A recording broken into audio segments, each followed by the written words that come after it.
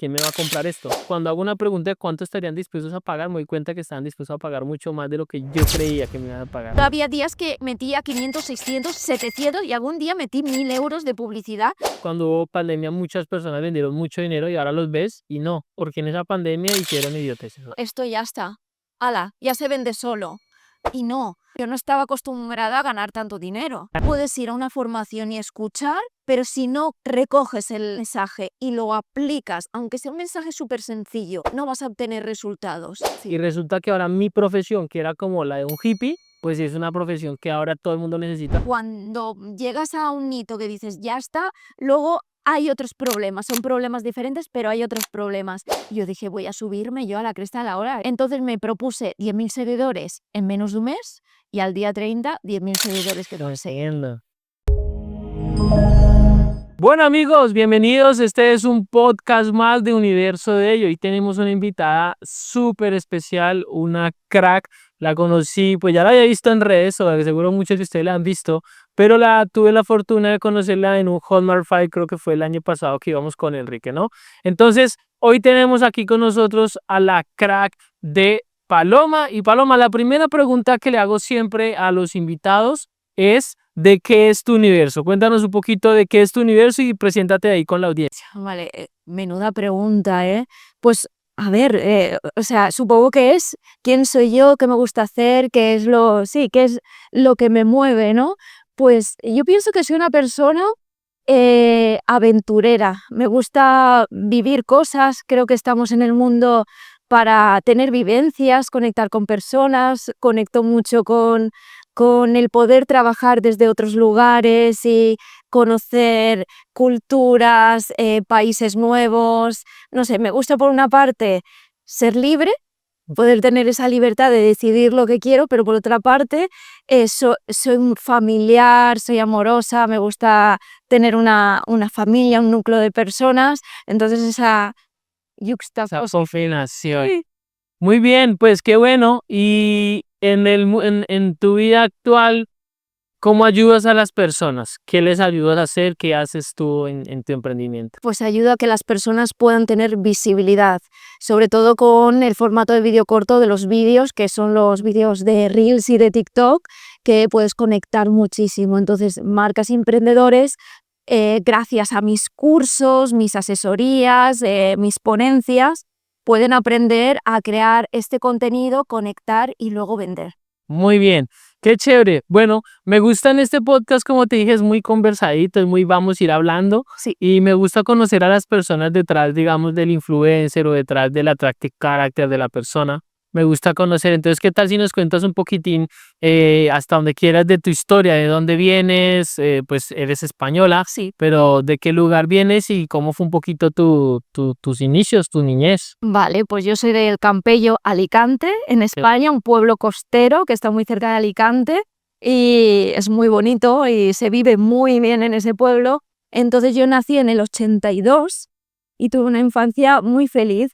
Yo era una niña que nació y que era muy, muy peleona, la pequeña de dos hermanas. Mi hermana es más, no sé cómo podría decir, más buena, pero yo era la buena pero rebelde. Yo protestaba a mis padres, ¿por qué no? Yo quiero tener razón, ¿sabes? Y me decía, no, Paloma, pero si no la tienes, y yo, pues dámela. Entonces, como de pequeña, siempre sacaba muy buenas notas, era muy buena con mis profesores, muy buena, pero en casa era como, yo quiero esto. Era una persona, una niña inconformista, y esto se ha visto ahora, que por qué tengo que hacer las cosas, porque si nos dicen, por ejemplo, tienes que sacarte una carrera universitaria, el trabajo es así, sacarte la hipoteca, casarte, tener hijos a cierta edad, ser así.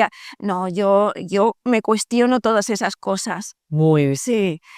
Y después, cuando eras pequeñita, naciste en una familia costera, o sea, playa, de ahí viene tu espíritu aventurero. Ahí que la gente que viene. Sí, pero bueno, que mis padres, pues como digamos que eran emprendedores dentro de mi padre en un negocio de un taller. Ok. Y ¿Un taller de qué? de coches, el Ya. pista.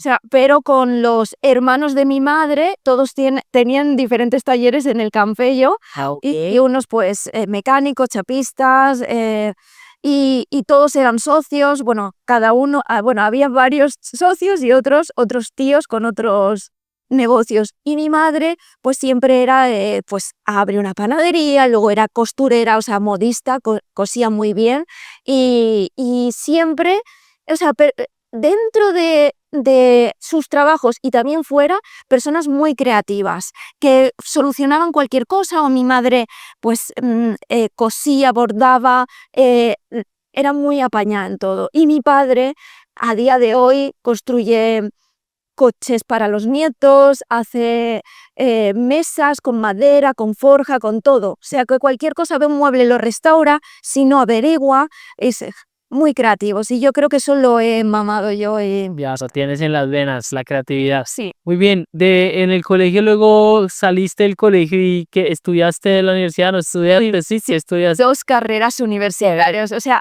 estudié ingeniería civil en la Universidad de Alicante. Ok. Y luego, unos años después, en Edimburgo, en el Edinburgh College, estudié fotografía. O sea, cambié radicalmente. Sí, porque me puse a trabajar. Yo tenía la convicción cuando yo tenía 16 años, que cuando ya empiezas a elegir ciencias, letras, que yo quería ser la mejor. Ya. Yo quería ser una jefa. Y claro, en esa época tú lo que ves, no había internet, bueno, sí que había internet, pero no teníamos ordenador, no teníamos teléfono móvil. Yo recuerdo tener teléfono móvil en mi primer año de universidad. Claro. Yo soy millennial justo porque el 2000 cumplí los 18 años. Entonces, pues yo estudié ingeniería civil, luego estuve trabajando durante unos años, pero yo es que pensaba que ser ingeniera civil yo iba a llegar, ser jefa y que la gente me iba... No, o sea... Y entonces, después de trabajar como ingeniera, pues conocí la fotografía, porque me hice amigos que fotografiaban, me apasionó, y yo fotografiaba a mis amigas y me di cuenta pues que le ponía looks de ropa, fotografiaba, entonces yo quería ser fotógrafa de moda. Ya. Y llegó una crisis de la construcción en 2010, 2008. Claro, entonces en 2011 ya tomé la decisión junto con mi ex marido ahora, porque es que la vida pasa. En esa época éramos novios y decidimos, porque él era también ingeniero civil, irnos los dos a vivir a Edimburgo. Nos casamos, éramos novios, nos casamos en cuestión de 3 meses.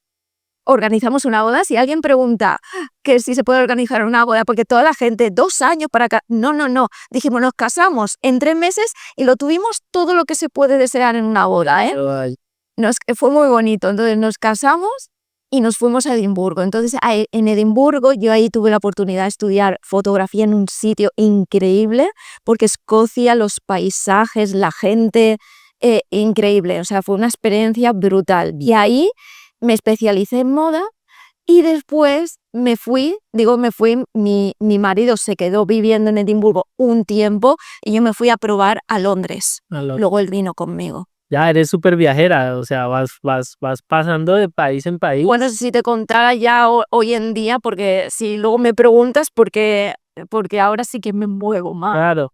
Entonces, estudias ingeniería, según entiendo, porque querías ser jefe y era como la carrera que más se podía ajustar a lo que querías. Decías, con esta carrera va a poder ser la jefa. Y también porque me gustaba mucho, soy muy analítica, también soy creativa, pero también soy muy analítica, me gustan las matemáticas, me gusta mucho la lógica, sí, el proceso. Entonces era como, no sé, no encontrar, si hubiera sabido que el marketing era lo que hubiera estudiado marketing, pero es que aún así lo que se daba en marketing en ese momento. Sí, era mercadeo, digamos que más tradicional. Exacto, no sabía, hubiera estudiado marketing o imagen y sonido, pero es que en ese momento sí, nada de eso. Ni había escuela de fotografía, no había. Años después sí que han habido universidades y escuelas en España, pero en ese momento no había. Entonces en Edimburgo fue para mí como wow, poder estar en un mundo así y de cambiar de algo tan lógico a esa dinámica de estudiar una carrera que era como más de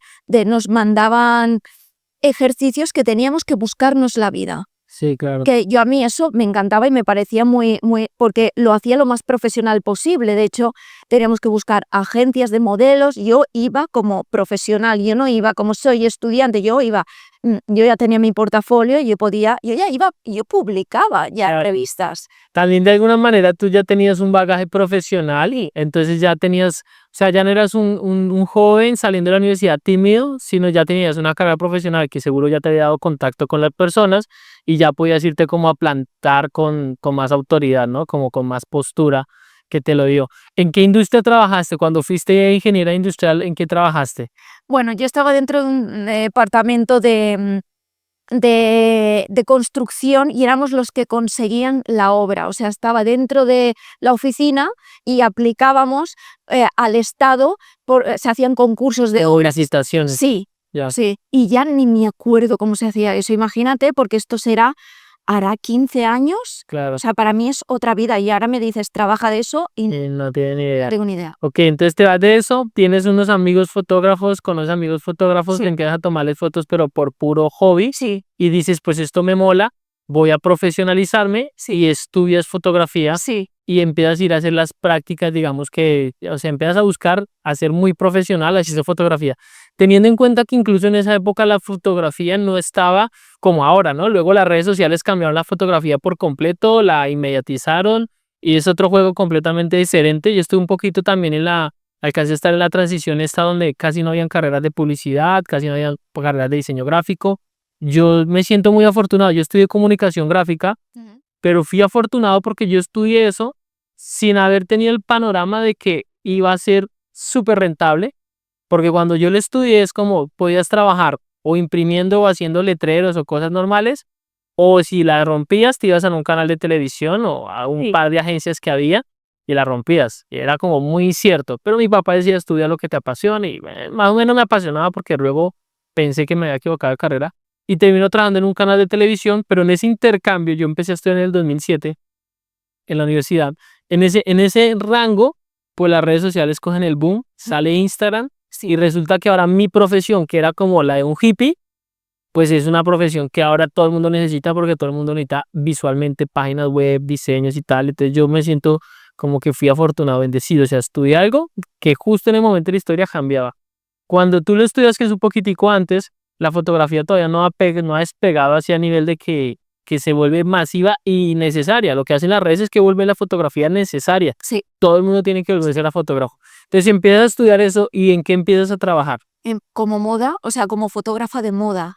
Entonces me voy a Londres. Ok. O sea, cuando estaba estudiando sí que empecé a construir un portafolio muy fuerte para poder luego tener clientes. Ya, un portafolio fuerte con amigas, modelos y Para empezar con amigas antes de irme a Edimburgo, y cuando ya estaba en Edimburgo ya podía trabajar con modelos de agencia. Y ya eran modelos de agencia que trabajaban en Londres, muy top, que habían salido en portada de Vogue, que había salido en un anuncio con Calvin Klein, no sé, claro, top, marcas muy top.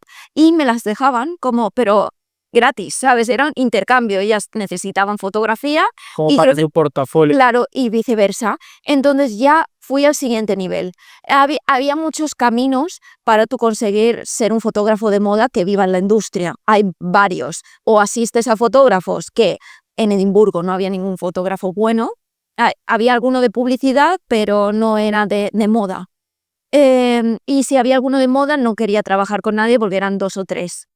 Entonces, el otro camino es que empieces a hacer trabajo editorial para se lo cedas a las revistas, y ese trabajo editorial, que es más creativo, son las páginas centrales de las revistas, que pues tú pones una modelo con ropa, construyes como una historia visual, y es mucho más creativo. Entonces eso te sirve para tener exposición, decir que has publicado para determinadas marcas, y luego de eso ya te construyes portafolio para luego tener trabajo comercial, que es el que pagáis. Entonces con eso lo fui construyendo durante la carrera. Entonces cuando llegué a Londres yo ya tenía un portafolio muy elaborado, fui a agencias, me dijeron que nanay porque ¿Sí?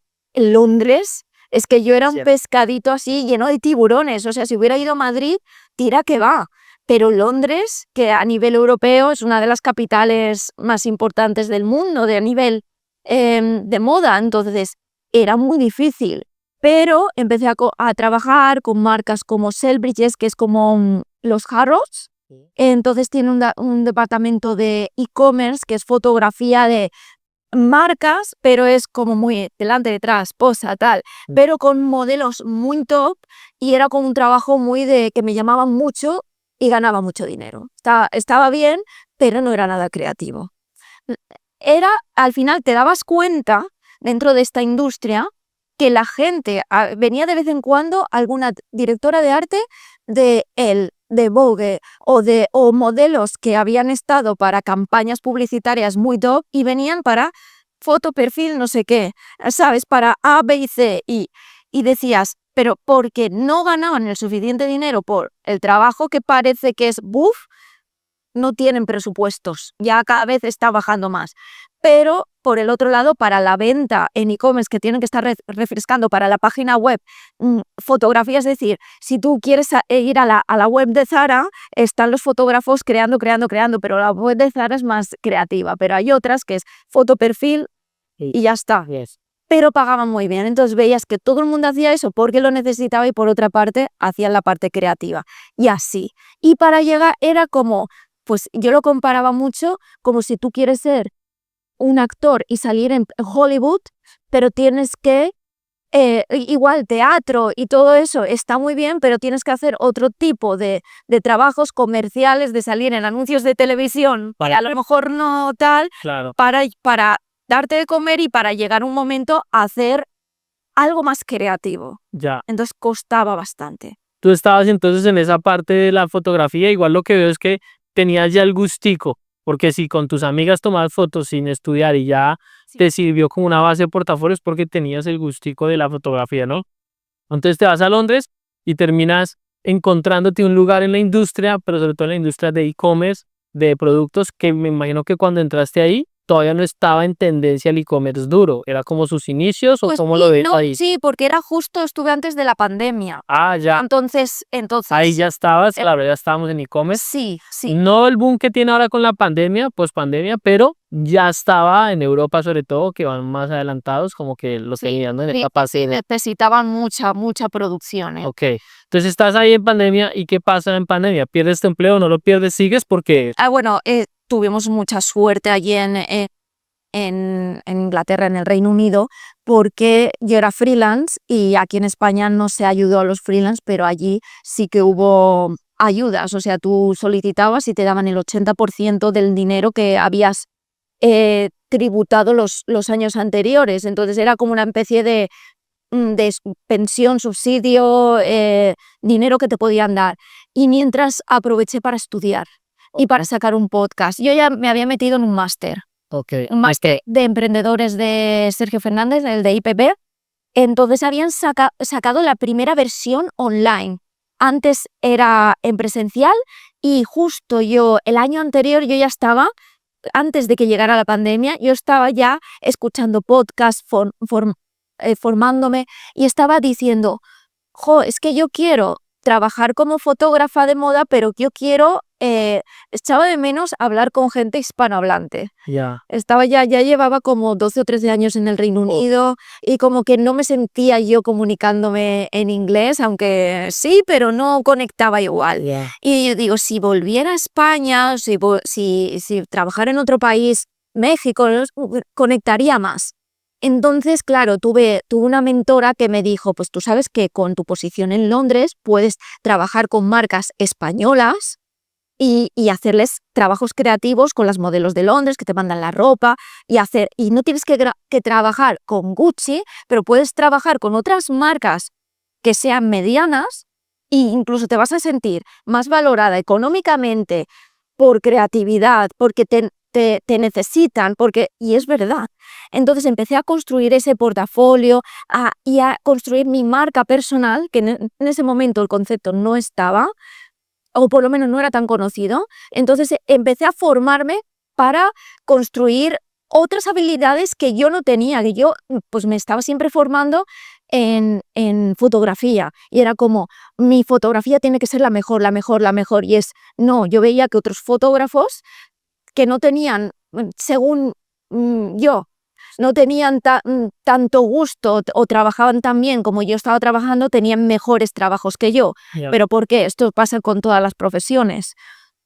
Porque yo no me faltaban habilidades de conocimiento, no sabía venderme, Claro. no sabía de marketing para que me vieran, no sabía de...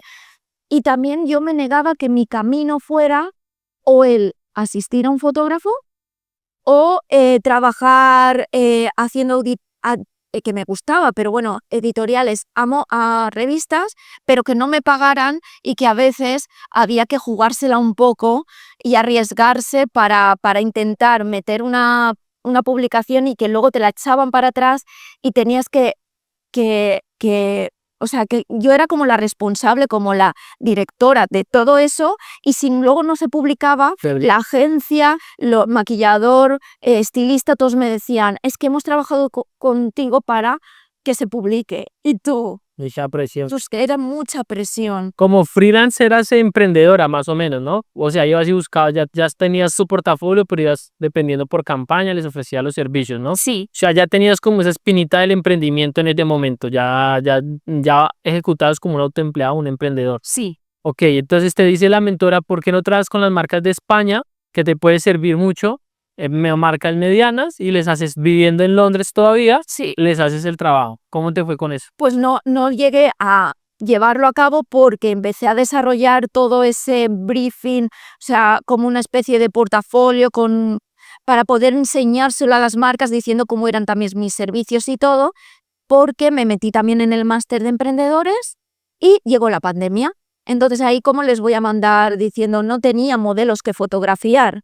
Entonces ahí yo me metí muy a saco, fui la alumna más pesada, o sea, yo digo, no voy a decir más aventajada, sino porque yo, que era la que más estaba detrás, la primera pregunta en las sesiones, la que lo aplicaba todo, la que conocía a todos los compañeros, hablaba con todo el mundo online.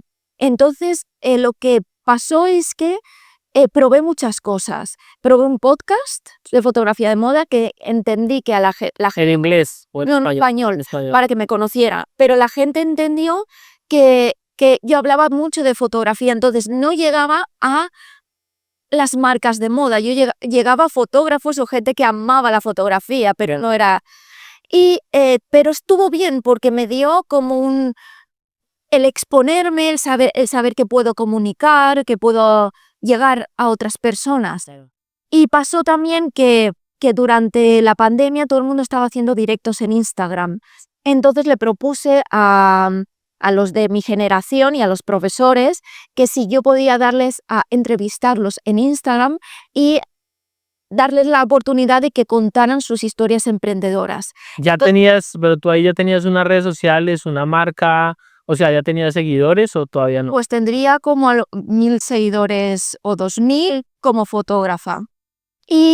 Pero que yo ya ahí empecé a captar el chip, o sea, a cambiar el chip, perdón. Empecé a decir, vale, ¿por qué no abro un poquito más el campo de mira y en vez de mirar qué necesitan las marcas de moda, no tengo ahora nada que perder, voy a aplicar todo lo que me estén dando aquí en este máster?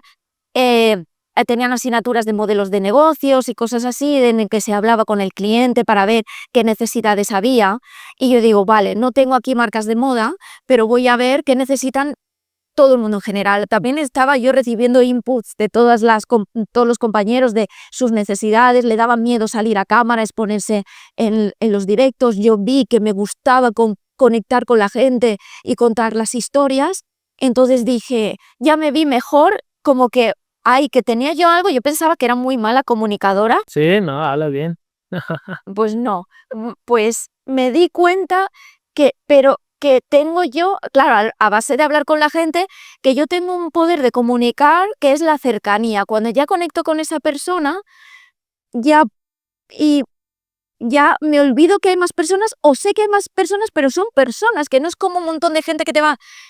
Claro. ¿Entiendes? Y entonces ya, pues, y vi que tenía yo de potencial. Yo me doy cuenta que a veces, pues, no tengo un vocabulario muy extenso, pero sí que tengo un don de gente, soy muy expresiva, soy muy cercana, sonrío y atraigo de una manera de, esta tía me cae simpática. A lo mejor alguien me vea y dirá, esta es una petarda, pero conecto así. Claro.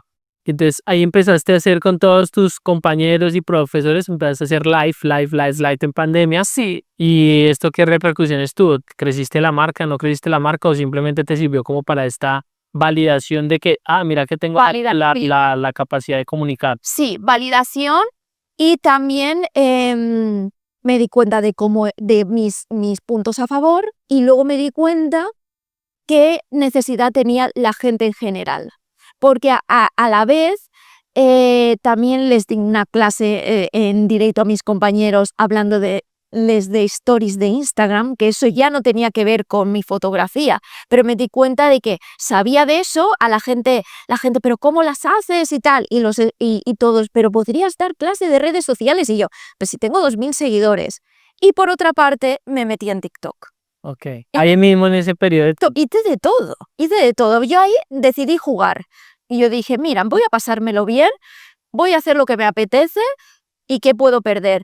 El podcast no me había funcionado, no iba a lo que yo quería. Claro. Funcionaba porque tenía un montón de escuchas, pero no era lo que... Pero pues también me gustaba porque entrevistaba a gente interesante. A través del podcast pude entrevistar a mi fotógrafo favorito en España, que es Eugenio Recuenco, y pude ir en un pueblo perdido de Londres, en esa época, un chaval que hacía modelos de inteligencia artificial, o sea, construía modelos, avatares. En esa época no lo había hecho nadie, ahora es como, pero antes era como increíble que había salido en la portada de la revista del País una modelo que era la primera modelo hecha por virtual.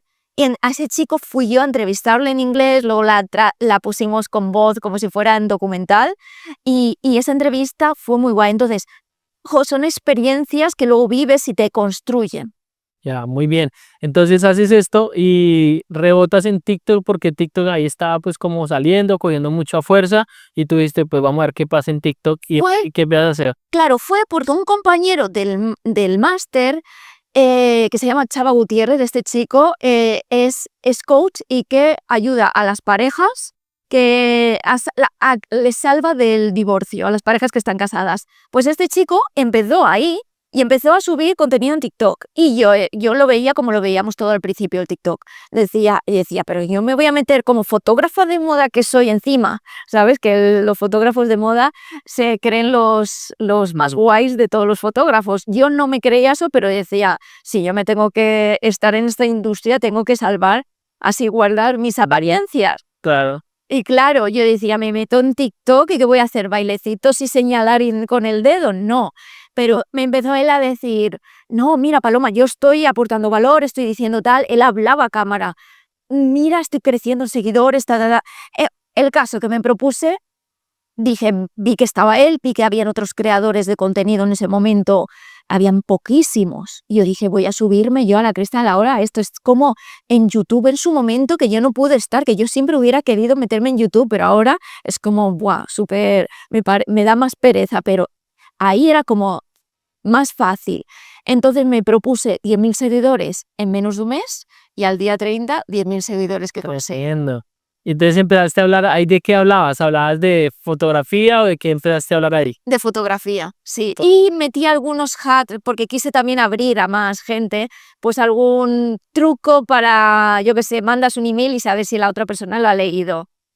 O cómo saber si una foto tú la metes en no sé, cosas así, ¿no? Como hacks, como tips. Sí, lo fácil y funcionaba. Funcionaba. Entonces empezaste a crecer en TikTok, empezaste ahí como a operar, pasó la pandemia. ¿Y cómo ganabas dinero? Pues bueno, pues es que ganaba dinero por este dinero. Bueno, yo tenía dinero ahorrado, tenía también el subsidio y llegó un momento que es que todavía no podíamos volver a... bueno, me metí luego, me di cuenta que necesitaba establecer mi marca personal, me metí en el máster de marca personal de Luis Ramos y ahí yo me había dado cuenta, bueno, cuando conseguí 10.000 seguidores en TikTok, mis compañeros me decían, pero explícanos cómo lo has hecho. Y eran gente de todos los nichos. Me di cuenta que habían otros cursos de TikTok, pero los cursos de TikTok venían por parte de gente que venía de marketing o eran chavales jóvenes que estaban en TikTok, pero no había gente de edad de 30, 40. Y dije, uy, porque aquí hay, esto lo va a necesitar todo el mundo. Claro. Y sobre todo gente ya que empatiza más conmigo porque yo ya tengo otra edad y que yo les entiendo a ellos y qué es lo que necesitan. Entonces se me juntó también que empezó Reels. Ok. Y entonces ahí yo lo vi como, es que esto es el lenguaje de los vídeos cortos. Había cursos de TikTok. Alguien empezó a sacar Reels. Pero yo dije, es que luego va a venir YouTube Shorts, luego va a venir Pinterest, va a venir LinkedIn, que vino. Pero yo digo, esto es el lenguaje de los vídeos cortos. Entonces llamé a mi curso, o sea, creé un curso llamado Tik and Reels. Ya, que seguro mucha gente ha visto ese video de Tics and Reels. A mí me apareció muchísima publicidad. Sí, Incluso en Latinoamérica me apareció. sí, Entonces le empecé a ver. Entonces dijiste, voy a sacar un curso donde sea Tics and Reels, que sea TikToks in Reels, sí, y voy a empezar a enseñar a la gente. sí. ¿Cómo lo lanzaste la primera vez? Pues lo lancé es que la primera vez lo lancé con publicidad. ¿Publicidad o orgánico con tu audiencia? Primero orgánico con mi audiencia, pero a los 3 días le metí publicidad. Que esto es una cosa que me pregunta mucha gente. Si tú tienes una promesa de conseguir seguidores de manera orgánica, ¿por qué metes publicidad? Porque yo consigo los seguidores y yo te enseño a conseguir en el curso seguidores de manera orgánica, pero si tú tienes servicios y productos, tú puedes, por otra parte, que no está en tu Instagram o en tu TikTok, están en Meta o en Google, tú puedes publicitar aparte a esos seguidores. ¿Y por qué no vas a aprovechar la herramienta orgánica? Y si tú ya tienes un montón de audiencia, le pones publicidad, ¡puf! Es una locura. Ya, ¿cómo aprendiste publicidad? ¿En qué momento? A ver, me metí en el máster de Luis, tenía un módulo de publicidad básico y yo metí yo ahí mis campañas. Lloré mucho un día, es que yo soy muy dramática, lloré porque me gasté 50 euros y no vendí nada. Okay. Entonces le pregunté a Luis qué he hecho, también escribí a otra chica que conocía de publicidad y se metieron y dijeron, alma de cántaro, estás poniendo a visitas, no estás poniendo a conversión de ventas. Claro, cuando uno se mete, se equivoca, ¿no? Pero nos dimos cuenta de que había una de las campañas que tenía un montón de visitas. Entonces, pues lo que hicimos cambiarlo a conversión y de repente eso era se vendía y yo me volví una loca porque yo invertía publicidad. O sea, esto es una cosa que aprendí de Antonio G. en una ponencia que dio era sobre high ticket y yo era un low ticket. Que decía... utiliza ¿cómo le llamaba? El interés compuesto aplicado a la publicidad. Si tú tienes un producto de 50 euros, en mi curso vale 67, pero 50 euros, tú inviertes 20 euros, ganas 50, el beneficio, claro, y siempre vas pum, pum, pum, exponencial. Yo llegaba, evidentemente no ponía un día... pero sí que ponían, no, si queréis puedo decir, pero es que yo había días que metía 500, 600, 700 y algún día metí 1000 euros de publicidad porque se doblaba. Luego ahora no, luego había porque iba a cerrar carrito, cosas así, pero eso a mí, ¿quién me lo hubiera dicho semanas antes? Porque no tenía ese dinero yo. Claro. Era como que yo lo iba recuperando, iba reinvirtiendo, iba ganando y era como sí. También yo estaba dentro de un océano azul de gente que lo necesitaba y no había tanta competencia. Entonces, estaba yo ahí triunfando. ¿Eso fue en el año 2021, 2022? No, a principio del 21, sí. Ya, entonces en el año 21 tú dices, pues voy a sacar una formación de esto que tiene que ver un poco con lo que tú sabes de fotografía, de encuadre, iluminación, de ta. Sí. Y dices, pero con la técnica de comunicación que sé que funciona en las redes. Porque al final en las redes funciona lo mismo que ha funcionado en el cine, la industria funciona lo mismo. Captar la atención, una buena narrativa, un buen storytelling. Me imagino que les enseñaba los ángulos y entonces en contrapicada, de cómo hacer un ángulo así, cuida un poquito la iluminación que no se contamine. O sea, traíste todo tu conocimiento del mundo de fotografía, que seguro lo tenías súper pulido, Sí. pero se los llevaste a la gente como a un nivel de humanos. O sea, mira, y lo puedes aplicar sin necesidad de mucha cosa, ¿no? Exacto. Y dices, y de una lo lanzaste como en tus 10.000 seguidores o la gente que tenías en Instagram también.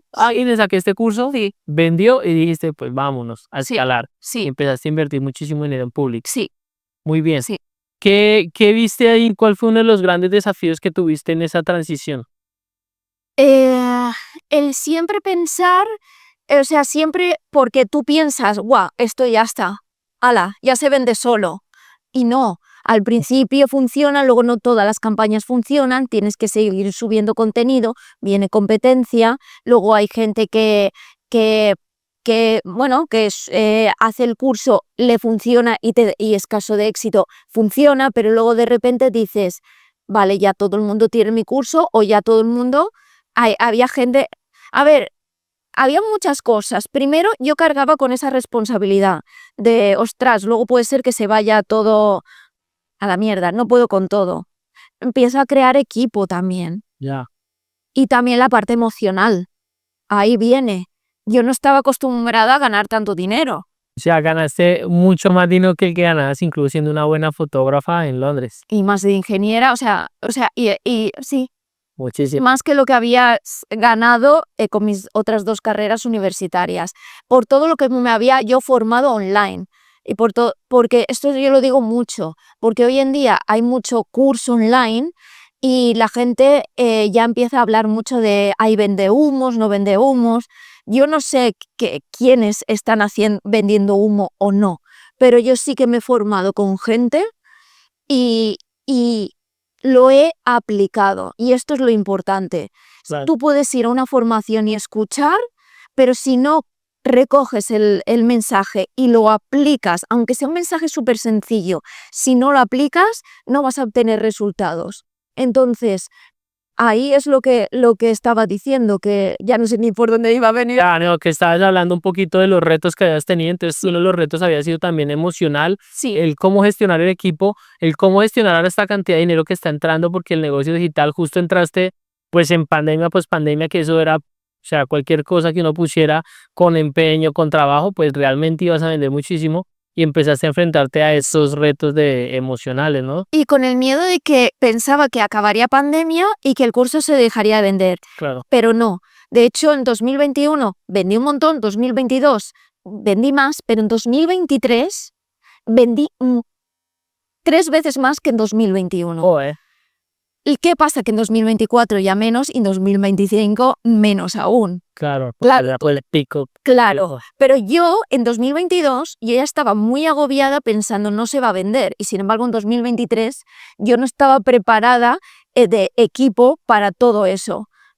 Me junté con socios que no teníamos los mismos valores, hubo muchas cosas que yo sí que me estuve trabajando con coaches y con todo, pero aún así, pues ha habido cosas que he tenido que aprender mucho en el camino. Ya, a los hostiazos. Exacto. Muy bien. Mira, me empatizo mucho con tu historia porque el primer curso que yo vendí, ¿sabes de qué fue? De video marketing en el 2020. Sí, Porque yo vengo pues de, como te contaba, trabajé en televisión como 6 años, pero siempre me ha gustado como grabar. Creo que desde pequeño me ha gustado capturar. Y yo veía esas películas donde salían los niños con videocámaras parecidas a estas y yo, ese era como un sueño que luego fue que caí en cuenta. Entonces, pero yo trabajé en televisión en postproducción, no trabajé nunca en producción, pero siempre como en la casa y todo eso, hacía webinars antes de pandemia. Entonces, yo duré como un año con el síndrome del impostor. No sé si a ti te pasó, pero tenga el síndrome del impostor. ¿Quién me va a comprar esto? Voy a enseñar a hacer esto. Y yo decía, voy a venderlo en $15, en $17. Pues, ¿quién me va a comprar esto? O sea, yo creo que 17, mejor dicho, será. Y mi precio tope era $34. Y entonces yo decía, voy a enseñar todo lo que sé de video, todo lo que sé de eventos y todo lo que sé de marketing. Pues ya sabía algo de marketing. Y yo decía, todo por $34, ojalá me lo compren. Entonces hago un lanzamiento de 3 clases y llego y digo, bueno, él tenía 2.300 seguidores en Instagram. Bueno, ¿quién quiere aprender de video marketing? Bueno, métase, pum. Justo estábamos en plena pandemia. Entonces les voy a enseñar todo lo que sé de video marketing para que hagan reuniones en Zoom, para que puedan hacer sus propios videos, sin necesidad de montar un estudio de televisión con algunas luces y ta. Y yo les enseñaba como lo básico, cómo montar tu estudio de televisión casero sin necesidad de nada. Ponte una ventana al frente para que te ilumine bien, ¿me entiendes? Sí. Entonces les digo, les voy a dar esto gratis, pero al final les voy a hacer una oferta. Pero el trato es que en esta clase es gratis, ustedes me van a responder todo lo que yo les pregunte porque yo necesito entender qué es lo que necesita. Sí. Y me dicen, sí. Hago el curso y cuando hago una pregunta de cuánto estarían dispuestos a pagar, me doy cuenta que están dispuestos a pagar mucho más de lo que yo creía que me iban a pagar. Claro. Entonces hago un lanzamiento y el precio terminó siendo 127. No eran en Latinoamérica, no eran $34, sino 127.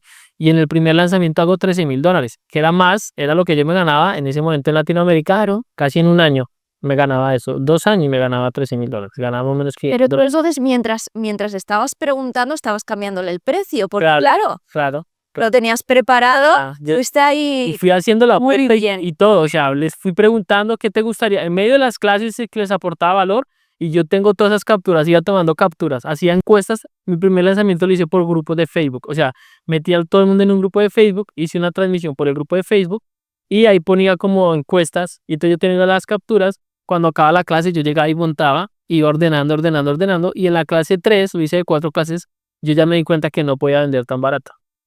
Y lancé un precio más alto y pues...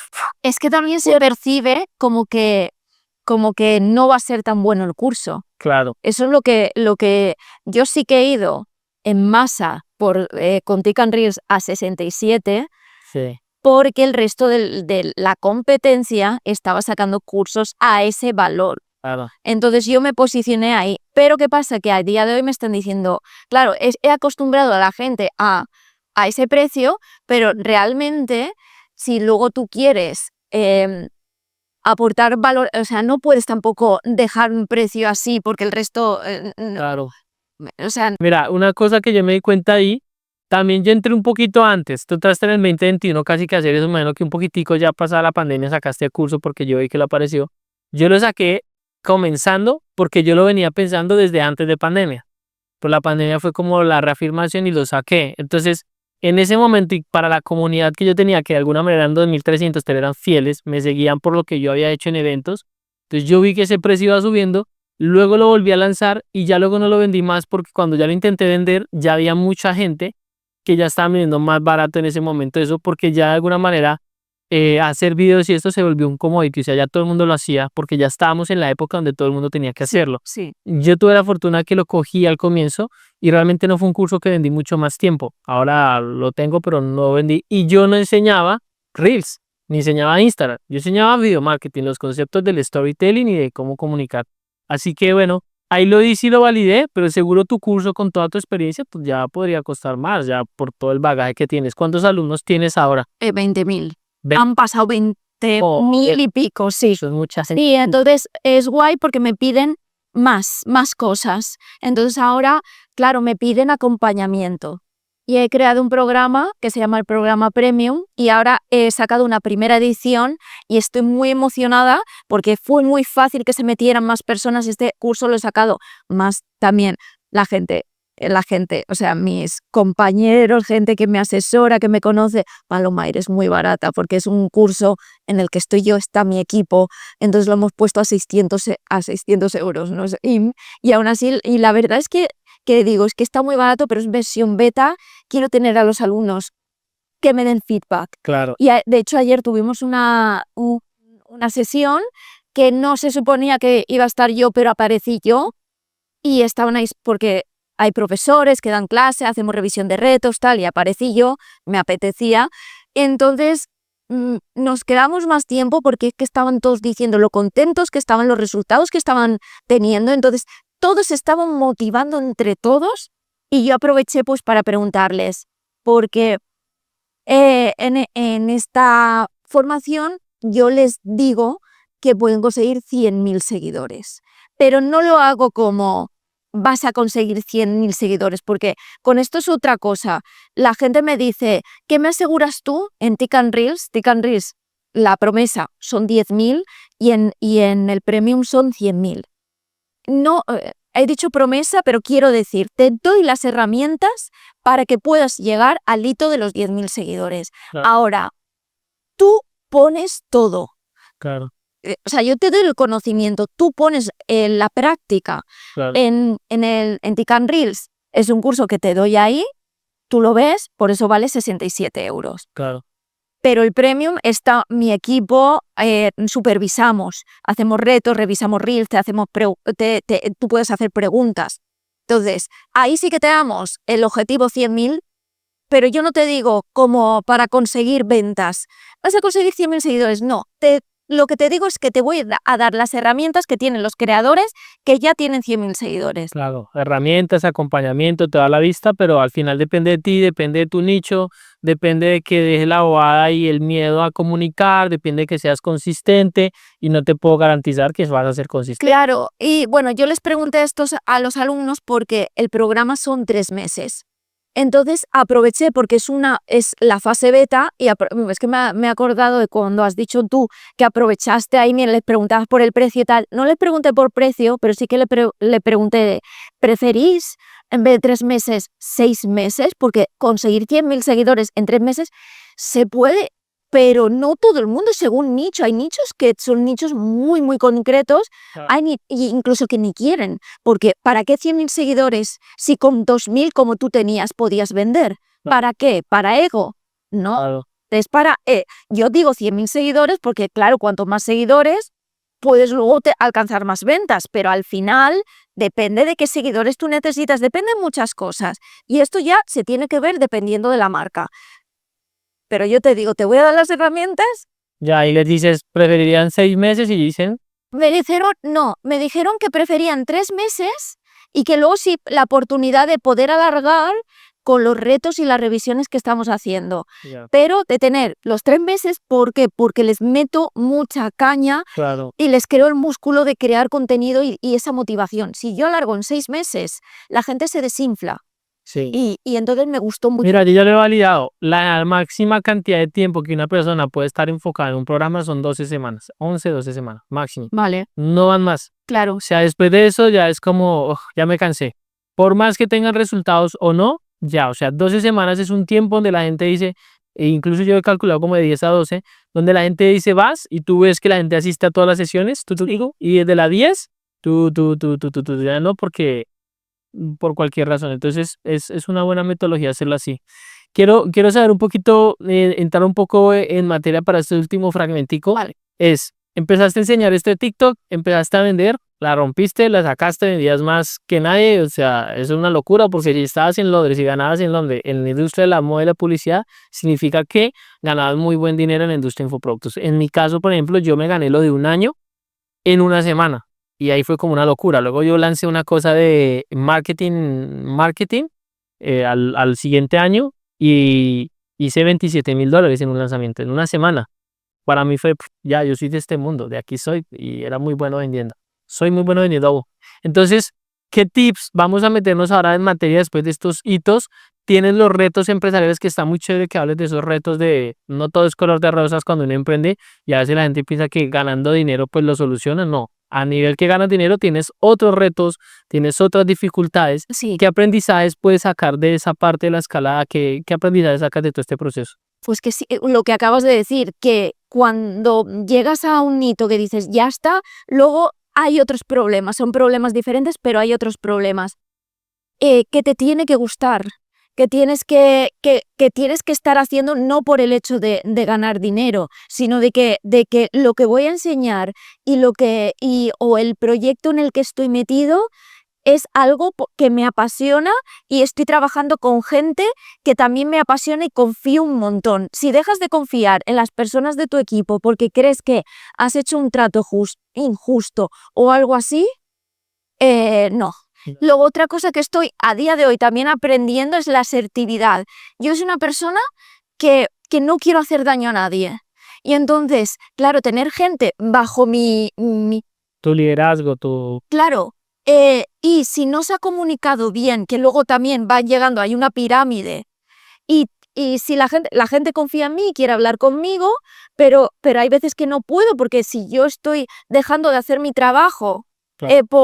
por los otros y hay gente por debajo, y si luego no se ha comunicado y hay cosas que de orden, de estructura, de organizar, pues hay veces que hay malentendidos, hay veces y yo me desvivo por otras personas. ¿Qué pasa? Que hay veces que, pues, o gente que no me sirve ya en el trabajo, o gente que no, que pues o socios con los que no estoy sintiendo que ya estoy bien con ellos, pero a largas es como a lo mejor tener una pareja con la que ya no funcionas y sigues con esa persona y por no decirle bien las cosas, cómo las sientes, vas alargando y al final siempre es peor.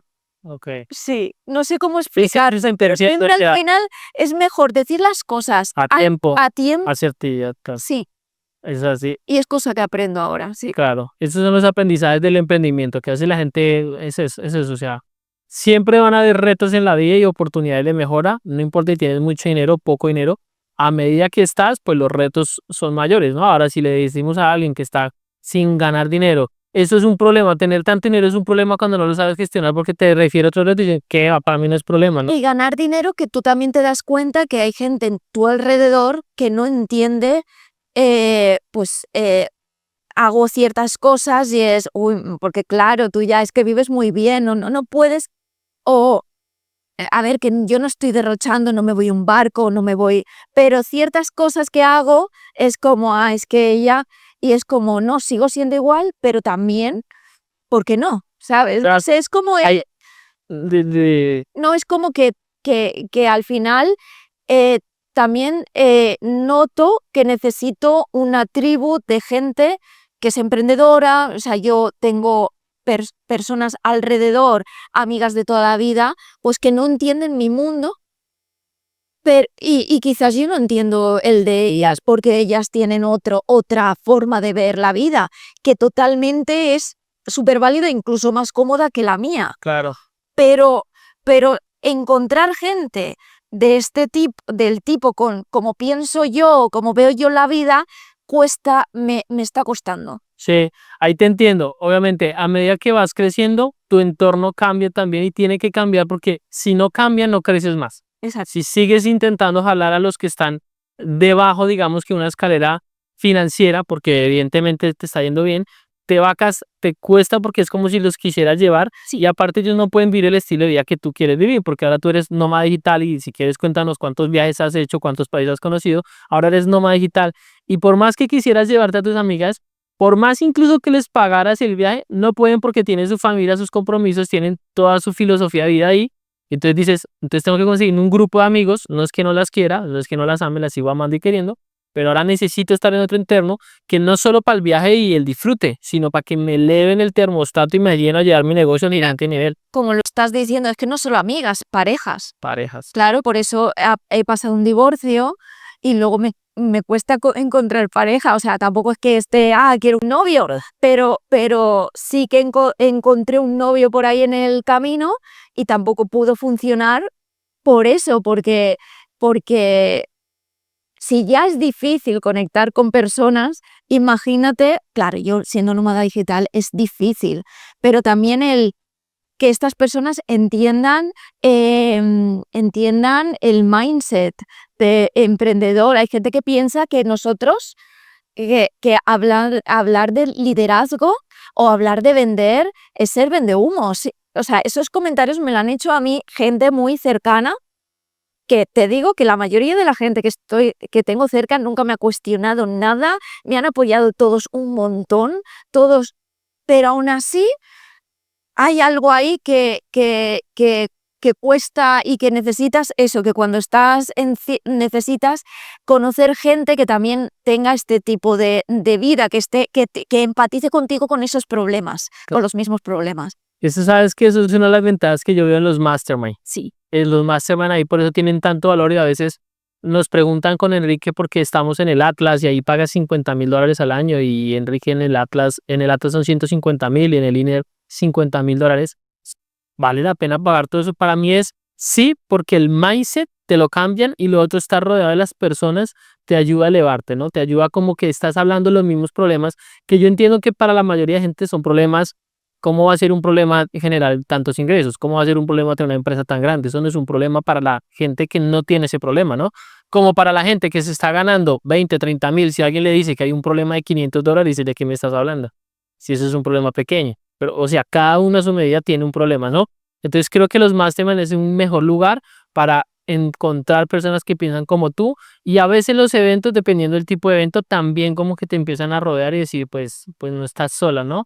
Ahorita hablabas de algo, ya vives en España ahora, ¿cierto? Ahora mismo estoy en España, pero acabo de llegar de Paraguay y he estado en México. Entonces, en México yo tengo la suerte de que tengo una amiga que viaja conmigo mucho. Entonces, hemos estado juntas en México, hemos estado en el evento de Hotmart y luego en Paraguay yo me fui sola y ahí conocí un montón de emprendedores y habíamos masterminds, pero porque queríamos hacer nosotros, lo montamos ahí.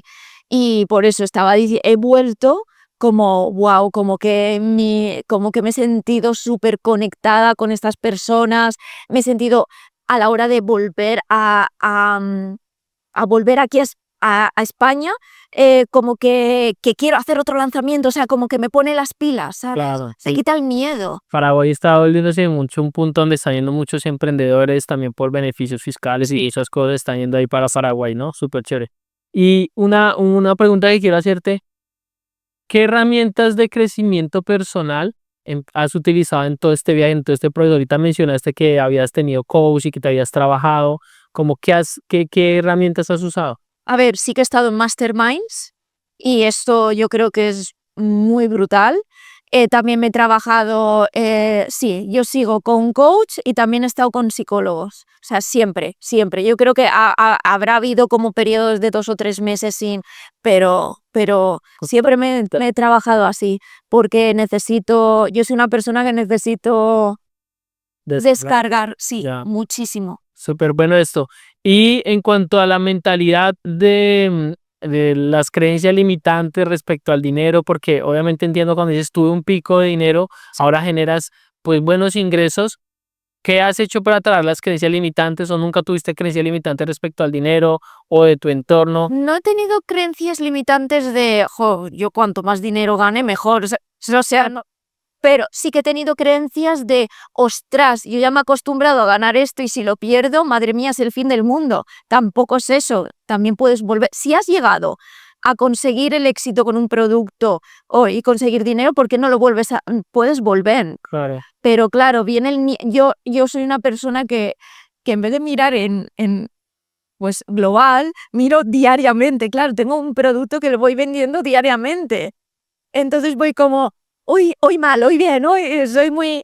Entonces tengo que calmarme mucho y estoy viviendo ahora que no estoy vendiendo tanto realmente, pero, jolines, si tengo dinero de otros años, puedo vivir bien y sé que puedo ahora sacar otro infoproducto en el que realmente crea que puedo ayudar a un montón de personas. Porque para mí, he tenido otros años que no es que sacara infoproductos que no fueran, sino que me estaba centrando más en producir y aprovechar porque parecía que se me iba a acabar el chollo Sí.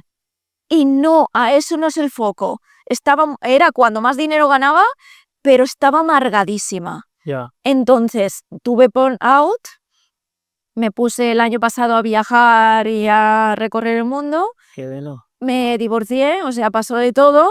Entonces ahora yo pienso que estoy volviendo a salir y aprender. Es que estoy en constante aprendizaje. Claro, de eso se trata la vida. ¿Sabes también que es importante para esto, que es un mensaje que le doy siempre a los emprendedores, la inteligencia financiera?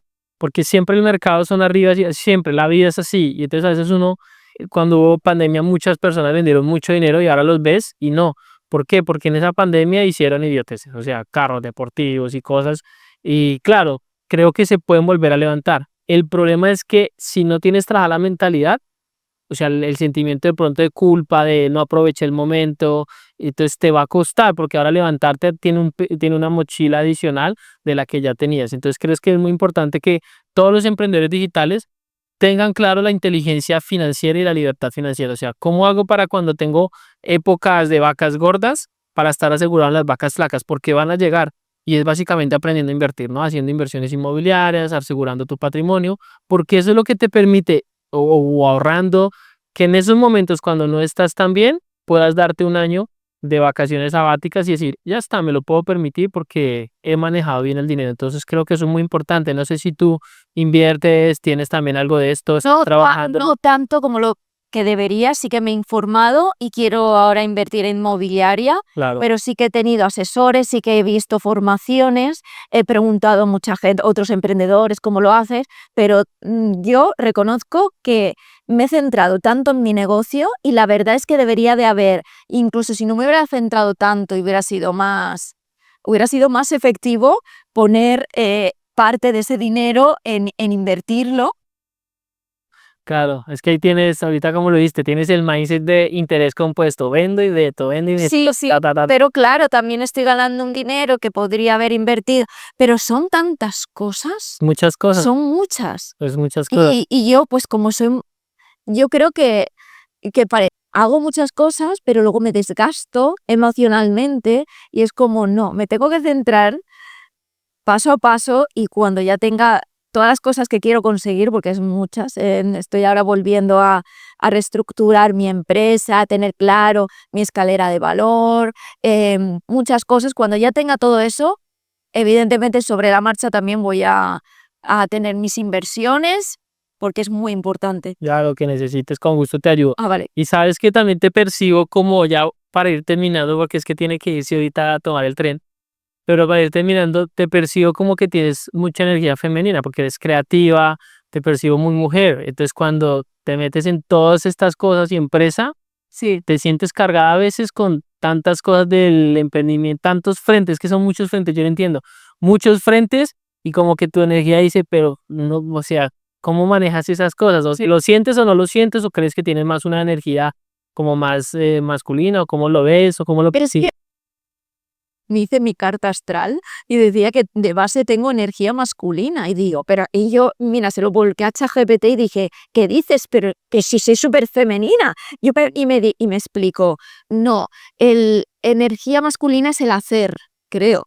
Y el femenina es el ser. Y digo, pues yo todas las mujeres que conozco hacen mucho. Claro. O sea, por generación, esta generación de mujeres, queremos ser madres, tener negocios, queremos hacer. Los hombres lo tenéis muy fácil. No por. al revés, pero Bueno, esto ya de para dónde va. Tenéis también. te... No, los hombres también tenéis otras cosas, Lo que pasa es que creo que las mujeres como se meten, o sea, las mujeres hacen mucho, pero no deberían. Ese es el problema. Es que tenemos esa exigencia de que generaciones anteriores no les han dejado hacer, entonces como que debemos. Sientes Tenemos esa- esa presión de que tenemos que hacer de todo y ser las mejores en todo. pero como es antinatural, entre comillas, pues por eso se cargan más. A mí un hombre puede hacer de más, pero naturalmente, por decirlo de alguna manera, puedes. O sea, no es que las mujeres no puedan. Lo que pasa es que es como que vas en contra de, yo quiero estar tranquila, yo quiero dedicarme a hacer esto o a un proyecto o a lo que sea, pero me estoy queriendo coger todo. Entonces, obvio, te cargas porque es un caballo que tiene 1000 caballos de fuerza y los quiere revolucionar o llevarlo a 2000. Es que no da. Igual el hombre, si al hombre le pones a hacer todo lo que yo sé, una mujer sí creo que hace muchas cosas, pero si al hombre le pones a hacer en todas esas áreas donde no puede, pues queda súper cansado. Pero al hombre lo mandas a cazar, pues si vas al instinto primitivo, el hombre va a cazar a muerte, Sí, ¿no? Y la mujer a recolectar, a administrar. sí. Y bueno, es un debate bien chévere para luego tenerlo, pero quería saber cómo percibías tú todas las cosas que te toca vivir o que administra la empresa. Veo que has hablado varias veces de socios, de cosas como que no han funcionado tan chévere o que no han sido lo que esperabas. Porque veo ¿Cómo llevas todo oportunidades, eso? porque veo oportunidades y quizás, eh, mm, quizás, pues a ver, es que para trabajar con alguien, no es que no pueda trabajar con gente, pienso que soy muy exigente. Ya, Entonces yo doy mi 1000% y cuando veo que la otra persona no da eso, me desgasta y me frustra muchísimo. claro. Entonces, claro, Oye, Durán, yo he tenido socios también que yo no era consciente, y esto es verdad, porque yo no me lo tengo nada flipado. O sea, es que sigo teniendo síndrome del impostor. claro. Entonces, claro, hay gente que se ha querido asociar conmigo y ha tenido pues un porcentaje abusivo porque yo no era consciente de que yo tengo una visibilidad Muy grande. muy grande. ¿Cuántos seguidores tienes ahora? Pues sí, bueno, en Instagram 300 y pico mil. Sí. Entonces, TikTok no lo usas casi. lo uso, pero no vendo tanto a través de ahí y entiendo que mi avatar está más En Instagram. en Instagram. Em, Te estaba diciendo que no eras consciente que tenías tanta visibilidad. O sea, que no eras, tienes síndrome del impostor a veces porque dices, es que verdad, yo soy muy fuerte y por esa misma sí, poca autopercepción o autopercepción errada, pues dabas de más de lo que... claro, daba de más, ponía mi equipo, ponía todo mi trabajo y claro, yo soy la que luego tiene que ponerse en un lanzamiento, en un webinar, tiene que crear contenido y se desgasta y no da el 100% en esa parte. Que a lo mejor la gente me verá y piensa que es el 100%, pero antes de eso yo he estado llorando, yo he estado mal, he estado agobiada porque yo he tenido que hacer cosas que no me tocaban, como revisar un email o cosas así. ¿Por qué? Porque no se hacía bien y porque las partes responsables del equipo que decían que se iban a encargar no lo hacían. Entonces llegaba un momento que era también como yo soy la cara visible, eso no, parece que no, pero la gente me pide la responsabilidad. Claro, es tuya. Es mía y yo muy bien porque yo soy muy exigente y yo creo en lo que doy. Claro. Pero para dar lo que yo creo en lo que doy, tengo que estar en lo que yo tengo que dar, que es dar una formación de puta madre y estar ahí y cuidar de mi alumno que tenga un resultado. Entonces, si yo veo que no puedo hacerlo, me frustra. Entonces, prefiero yo tener mi propio equipo con mis misión, valores y todo, para que todos vayamos a una y conseguirlo. Y si alguien viene y colaboro, que sea profesor, que hagamos algún tipo de colaboración pues si por ejemplo yo colaboro contigo, que tú seas profesor y que te puedas llevar alumnos a tus cursos, pero no decir, al 50% otra persona conmigo y le estoy dando visibilidad, tal, se lo lleve, no. Han sido fallos míos que luego he dicho, los he roto. Ya. O sea, he roto. Muy bien, has aprendido mucho, pero eso se trata el viaje del emprendimiento, de prueba y error, de ir testeando, de ir haciendo estas cosas. Y pues ahí estás cogiendo mucho calle, que te siento y te veo hablando y dices, claro, te ha tocado formar.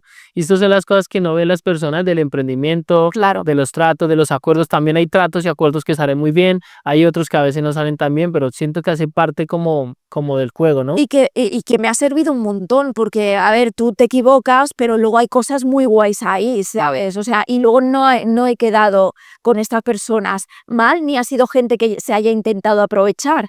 Es cosas que ellos, de hecho, yo acepté esa negociación porque en ese momento me parecía bien, pero luego, pues es como cuando tú empiezas, es que lo digo siempre, cuando empiezas con una pareja, que todo te va bien hasta que ves que no funciona. Entonces, pues aprendes hasta que encuentras otra o al final prefieres estar solo, pero es como cualquier relación, pero claro, laboral, ahí hay más cosas implicadas, porque también porque te hablas todos los días, relación personal, pero también está el dinero, está las tareas que hay que hacer, las exigencias. Entonces, antes de tener un socio, tener un partner o lo que sea, hay que tenerlo muy hablado, muy claro y saberlo muy bien. Entonces, a mí yo pienso que esto es algo que me tendría que sigo trabajando. Claro, Eso. es un constante aprendizaje. Pues muy bueno, yo me quedaría hablando contigo otra media horita, pero me preocupa que tienes que irte, así que luego haremos un segundo capítulo. Quisiera, ¿qué mensaje le quieres dar final a la gente? Yo sé que la gente se esperaba que aprender algún hack, algún tip de Instagram, de ti, no hemos hablado nada de eso, pero realmente de eso se trata, pero como para no dejar a la gente así, no sé si quieres darles como, mira, esos dos consejos, un consejo, tres consejos rápidos de Instagram o de TikTok, muy rápido. Pero me gustó que no hubiéramos hablado de eso porque conocemos más el mindset detrás, pero como para que la gente no se quede con algo, ¿qué le podría recomendar? Pues en Instagram, TikTok, que hagan vídeos cortos, pero que salgan a cámara, que a día de hoy ya el poner una serie de imágenes o de vídeos con tu voz en off no conecta, tienes que salir. Entonces, si te da vergüenza grabarte, acostúmbrate a, en vez de grabar notas de voz para las personas, haz como hace Enrique conmigo, que te manda una burbujita o te grabas en vídeo directamente, oye, mamá, que se te ha olvidado que voy a por el pan, no sé qué, no sé cuándo. Y entonces y eso, ¿qué pasa? Que al final te vas a acostumbrar y al final no te vas a ver tan raro o rara a la hora de crear contenido. Acostúmbrate también, hay otros ejercicios como, pues todas las mañanas cuando te vas a lavar los dientes te pones la cámara y te pones 3 palabras al azar, se lo puedes decir a la IA, dime 3 palabras al azar, te dice casa, payaso, coche, entonces un discurso en menos de un minuto, grabas a la cámara, solo va a quedar para ti y tú pon un discurso en que estén esas 3 palabras. Entonces, eso te va a ayudar a ver cómo te comunicas, a familiarizarte con esa persona de la cámara y es bastante interesante. Y luego, pues, de hacks que no los hashtags y todo eso no funcionan. Al final es conocer al cliente que tienes detrás, intentar hacer ganchos visuales, que me sigan en Instagram, que lo vean, que vean los ejemplos como hago yo. Ganchos visuales, por ejemplo, habéis visto a la gente con el micrófono en la mano. Yo saco el móvil para que la gente entienda que me estoy grabando y entonces entiendan que soy una experta de grabación de vídeo, utilizar elementos visuales para contextualizar y que la gente entienda de qué vais a hablar. No solo salgas a cámara y que se te vea a ti hablando, que salgan imágenes detrás, vídeos de lo que estés hablando y lo puedas señalar y hablar. Muy bien, pues bueno, ahí le acabas de dar una mini masterclass en 3 minutos, era como un reto, 3 minutos, danos una masiva, ¡tarap! Pero me parecen muy buenos los hacks en realidad, ese de hacerse videollamadas es un buen hack para que vaya la gente practicando y familiarizándose con el verse, ¿no? Y el de las palabras también es como cuando uno hace entrenamiento en freestyle, es como vaya improvisando y esto te va a dar fluidez. Muy bien. Y el de los elementos, súper bueno. Cuéntanos, para terminar, no sé si quieres decir algo último a la gente y cómo te encuentran en redes sociales para que te sigan. Bueno, le digo algo último a la gente. Si tú piensas que no te quieres grabar o no quieres subir contenido y tú tienes un negocio, ya sea digital o físico, recuerda que hay personas que tienen menos talento que tú y que son que no tienen tanto valor que aportar que tú eres el mejor profesional del mundo y no estás subiendo contenido y ellos se están llevando los clientes por el mero hecho de salir en vídeo. Entonces, grábate ya. Y luego me pueden encontrar en Instagram en Paloma Fernández Photography. Fotografía en las venas. Sí, Tiene siempre. Muy bien, pues Paloma, muchísimas gracias. La verdad he aprendido muchísimo, me ha gustado muchísimo esta charla. La verdad me gustó mucho que no habláramos casi de Reels y esto que sé que es tu expertise, pero me gusta como conocer a la persona detrás y percibo cosas muy chéveres de ti. Así que está muy bien. Espero que les haya gustado este podcast de Universo D. Vamos a dejar aquí en la parte de abajo pues las redes de Paloma para que la sigan, para que vayan y aprendan. Si quieren aprender de TikTok, de Reels, pues acá tienen una experta super crack que les puede enseñar y los puede acompañar. Así que nada, pues nada, esto fue un capítulo más de Universo D. Muchísimas gracias y nos vemos a la próxima. Chao, nos hablamos.